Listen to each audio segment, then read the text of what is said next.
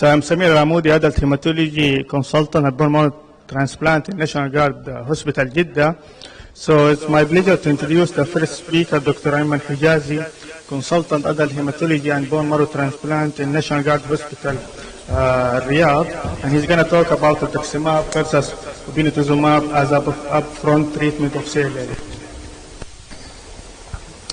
Well, thank you very much for the introduction, and thank the organizing committee for inviting me. We are early after lunch. Most people are still having lunch. I can see my slides here. Okay, can we get the first slide? So, for the sake of time, probably we'll start. So I was asked to present a topic which is a little bit limited, which is the difference or the comparison between Obintoxomab versus Rituximab in upfront treatment of chronic lymphocytic leukemia. I hope I don't sound promotional, but the topic limits what I need to say. So, some part of the slide is out. Anyway, so I thought, thank you. I thought I'll give some introduction, because I am going to talk about Obintoxomab versus Rituximab, and the label is for patients who are unfit or elderly, or people with comorbidities. So I thought I'll give an introduction about CLL and how much of those are really having comorbidities or at an older age where they are not fit to have more intensive therapy. So CLL is quite common in the West, and it's fairly common in Saudi Arabia also. I don't have exact numbers, and as I just mentioned, so my talk will be limited to patients who are either older or having HPC.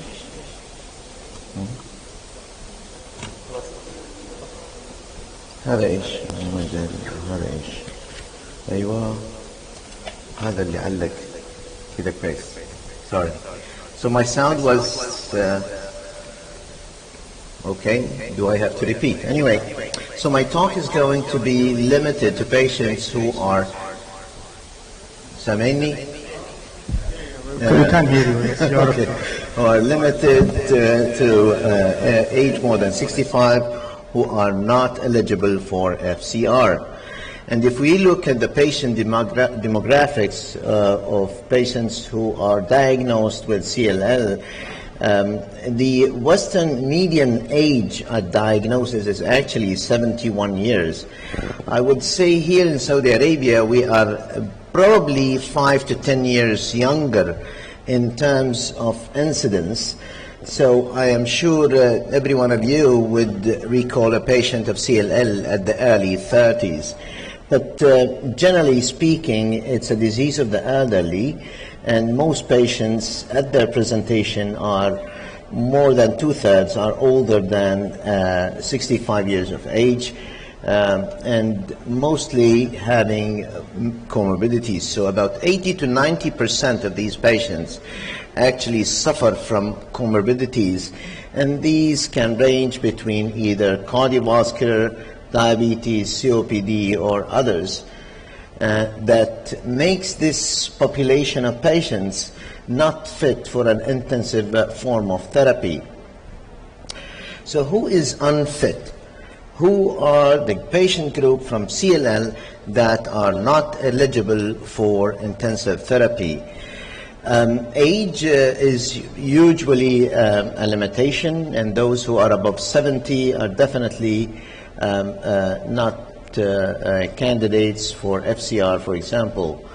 Patients with impaired renal function and high comorbidity burden. Now we have the SEERS scoring system, which is a validated system and good, but every one of us probably uses the IBOL and CHAT system.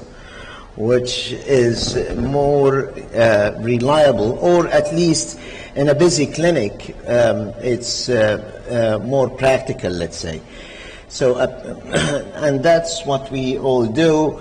In addition to the age and the ECOG performance status, we do take history and look at the patient, how much activity he can do per day and things, and then we decide about the fitness. Rather than going over different systems and giving scores for each system and then calculating the total, which is the SEER scoring system. One thing to mention, that most of the trials that looked at the use of fludarabine-based regimen, the median age of these patients in these trials was actually lower than the median age of CLL patients, which is in the range of 55 to 60. Obintoxomab is a type 2 monoclonal antibody, which is an anti-CD20. And we know among the anti-CD20s, we have Rituximab as our first anti-CD20, and then Obintoxomab, although it did not gain popularity for many reasons. And then we have Obintoxomab, which is a type 2.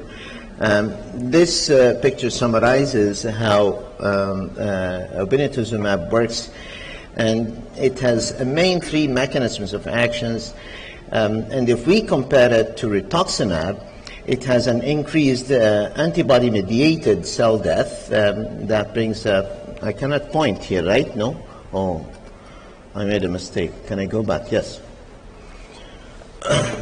Anyway, it has more antibody-mediated, and it has more direct cell death through the antibody, but it has a lower complement-mediated activity or cell death as compared to Rituximab.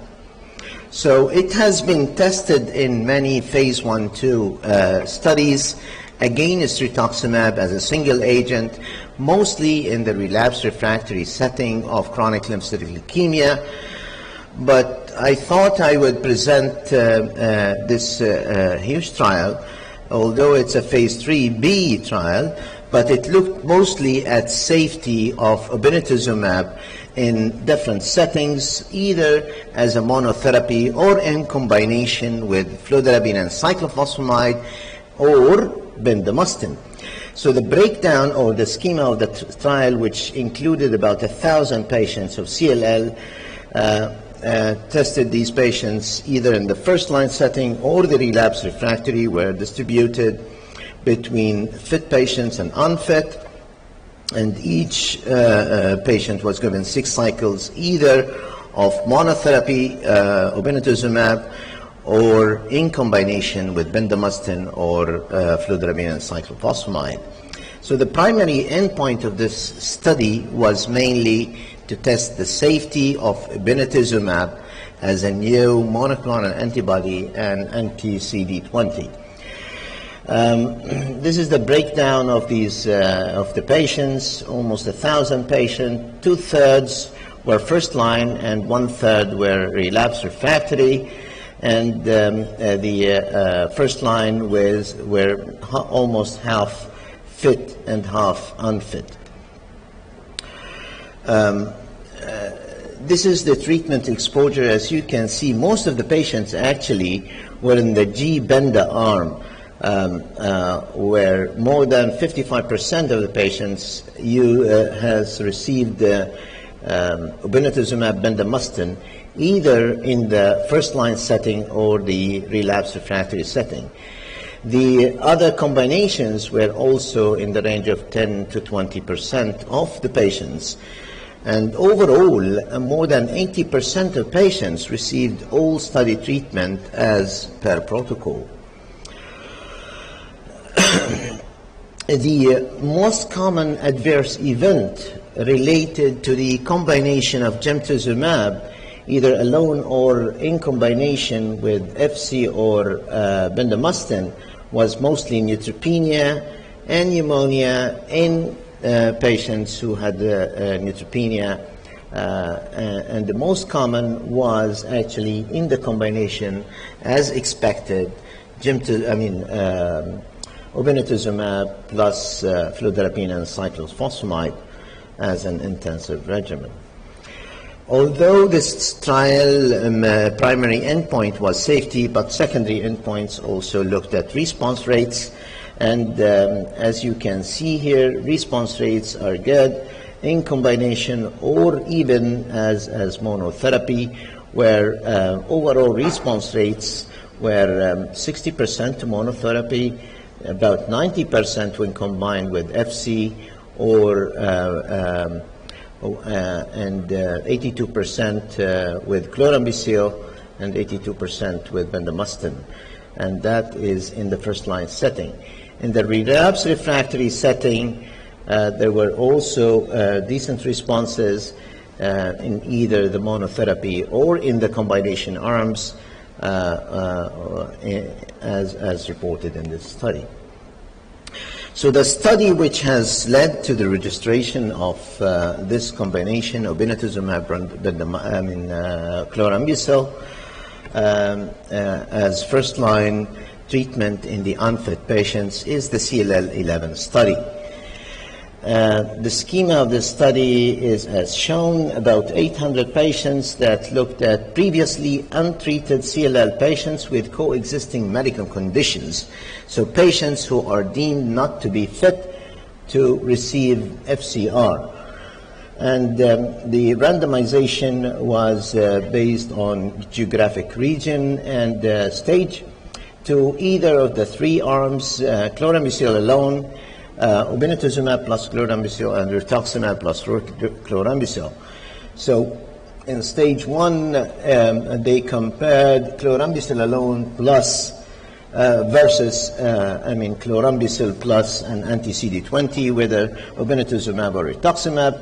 And stage 2, which is more of a value in actually, at least in this talk, is comparing obinutuzumab plus chlorambucil versus rituximab plus chlorambucil. The baseline characteristics, as you can see, is not different between different arms. And if we look at the last two arms, which is obinutuzumab chlorambucil versus rituximab chlorambucil, they are more or less the same in terms of ECOG performance status, creatinine clearance, and SEER scoring system, which was more than 6 in all patients. So 8 score was for, the median was for all arms. So the primary analysis of this trial was reported back in 2013, and in this analysis it has been shown, if we look at just the last two columns, where it compares obinutuzumab chlorambucil versus rituximab chlorambucil, median PFS was 26.7 versus 15.2 months, and CR was 21% versus 7%, and MRD negativity was also looked at. There was significant MRD negativity in the patients who received obinutuzumab chlorambucil as compared to rituximab chlorambucil. Then another analysis was done at 2015, which have shown again persistence of the significant PFS that was gained by the combination of chlorambucil obinutuzumab versus rituximab chlorambucil, 28.7 versus 15.7. And the median overall survival was not reached in both arms. So there was, until that time, there was no significant difference between the two arms in terms of overall survival. The final analysis of the CLL-11 came out in October, about a year ago, after a median observation of about 5 years. So PFS, obinutuzumab chlorambucil versus rituximab chlorambucil, It's G because it's GA101 initially, and they kept using G in the trials. But it's obinutuzumab chlorambucil versus rituximab chlorambucil, and as you can see, the percentage of PFS at 5 years, so 23% of the patients at 5 years had not progressed in the obinutuzumab arm versus about 9% in the rituximab arm. The median PFS was 29 months almost in the obinutuzumab arm versus 15.7 months in the rituximab arm, with a significant hazard ratio and p-value. Time to next treatment was also different between the two arms, and the median was 56 months in the obinutuzumab arm versus 35 months in the rituximab arm, with again significant p-value. Now this is probably in the new update which came out, and because the median overall survival in the arm of rituximab chlorambucil was reached.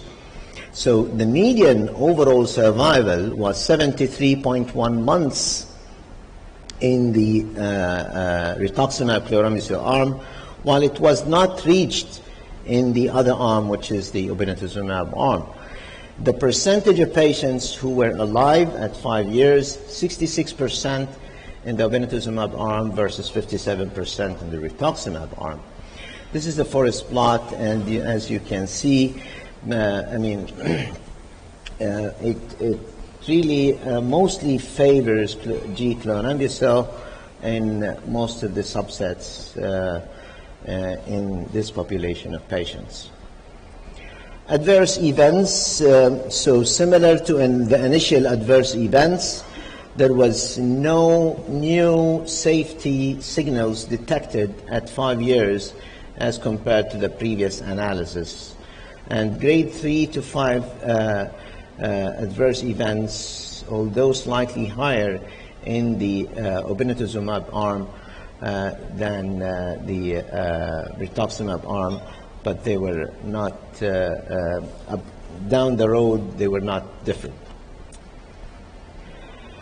Late onset toxicity was looked at, and again, in terms of secondary malignancies or prolonged neutropenia, there was no difference between the two arms. That's, the first one is the treatment period death, which is, you can say this is treatment-related mortality. It's until the end of 6 months, which is the treatment period. This was not different between all arms, actually. And the other one, oops, I pressed too many buttons here. Anyway, down here you can see the survival follow-up at the end of treatment, and you can see the number of deaths are more in the chlorambucil arm versus the obinutuzumab arm, and the main reason for death was disease progression. So in summary, after a median follow-up of 5 years of the CLL-11 trial, there is definitely a significant difference in progression-free survival, and in this update, there is a statistically significant difference in overall survival also. And based on, since we are talking about a group of patients that are unfit for an intensive therapy, which is mostly the FCR, I thought of presenting other trials also briefly, in addition to what I presented, where obinutuzumab chlorambucil is a fancy option which is definitely a better option than rituximab, chlorambucil in this group of patients. So this is the RESONATE-2 trial, which has compared in the same group of patients, age more than 65, ibrutinib versus chlorambucil, and this trial has shown definitely a better progression-free survival at 4 years, which is quite significant. And in addition to the difference in progression-free survival, this trial also has shown benefit in terms of overall survival, despite of many of the patients who have crossed over from the chlorambucil arm to the ibrutinib arm. The other trial, which was updated in the last ASH meeting, was ibrutinib plus obinutuzumab versus chlorambucil obinutuzumab, which is the winning arm in the CLL-11 trial. So in the same group of patients, age more than 65, but the lesion 17P was also allowed in this group of patients. And as you expect, ibrutinib obinutuzumab is a winning arm with quite significant difference between the obinutuzumab ibrutinib versus obinutuzumab chlorambucil, 79% versus 31% at 30 months. So we know that ibrutinib has led to impressive PFS in first-line setting in the elderly patients, either alone or in combination with anti-CD20. But the problem with this combination or the use of ibrutinib is the indefinite therapy. And also, in addition to that, you know that CR rates are quite low when we use ibrutinib. In addition, that minimal residual disease is quite rare if you use ibrutinib. So if you were to target these targets, maybe it's not the best to use, but since we are talking about ibrutinib, we have to talk about venetoclax. So in this trial is still ongoing, which has been reported in a press release 2 months ago. It has not been published yet, but testing venetoclax plus obinutuzumab versus, again, the same arm, which was the winning arm in CLL-11 trial. And the primary endpoint was PFS. In this preliminary press release, it shows that definitely venetoclax plus obinutuzumab has significant better progression-free survival. This is going to be my last slide, but this is to show the trials that have looked at different combinations. The first 3 trials are the trials that looked at combinations used in fit patients. And the first trial, which is the ECOG trial, has been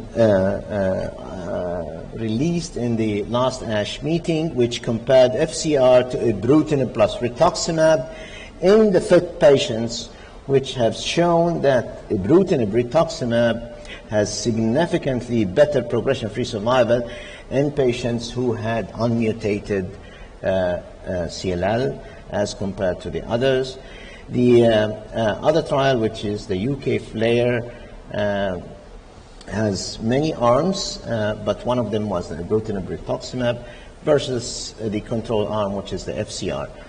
CLL-13 is an important trial that has looked at different combinations in the fit patients, venetoclax plus obinutuzumab, or venetoclax plus rituximab, or the triple combination, which is probably have a significant financial toxicity, which is the venetoclax, ibrutinib, obinutuzumab. The Alliance trial I have just mentioned. Now, these trials, the 3 trials, are the trials that have been conducted in the unfit patients, which is the group we are talking about. Alliance is BR versus ibrutinib, rituximab versus ibrutinib. Illuminate is the one that I have mentioned there, chlorambucil, obintoxomab versus ibrutinib, obintoxomab. And the CLL 14 is the one that is being published, pointed out in a press release.